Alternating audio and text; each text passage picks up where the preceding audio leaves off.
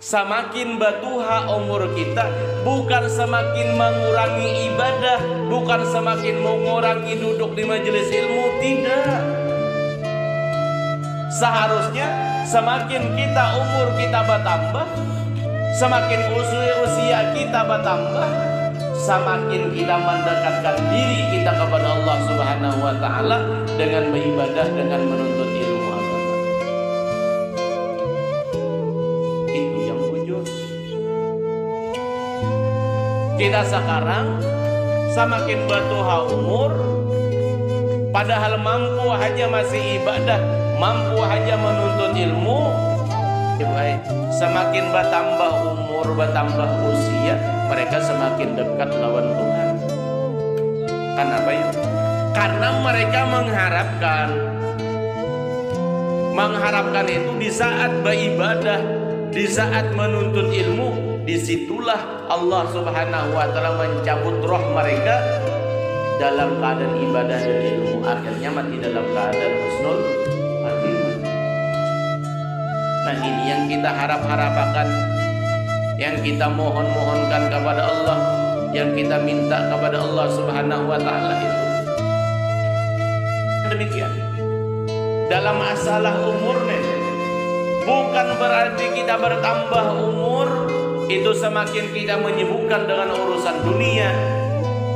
Seharusnya semakin bertambah umurnya, semakin tuhanya umur kita, semakin dekat kita lawan Allah Subhanahu wa taala dengan ilmu ibadah kepada Allah.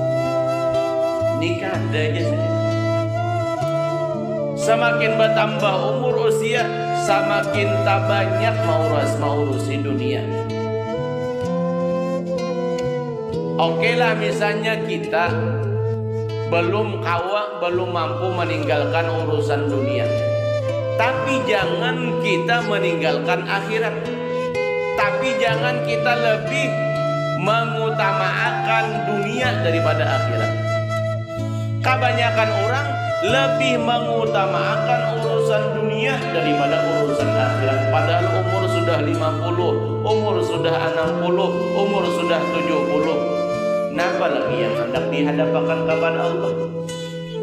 Yang khawatirnya itu di saat mereka sibuk dengan urusan dunia, disitulah roh dicabut oleh malaikat Azrail, akhirnya mati dalam keadaan menghadapi dunia.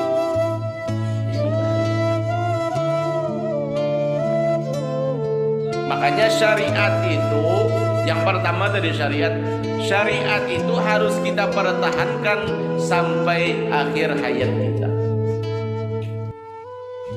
Syariat seperti menuntut ilmu, Allah menyuruh, Rasulullah memerintahkan menuntut ilmu. Sebagaimana salat, Allah memerintahkan, Nabi menyuruh.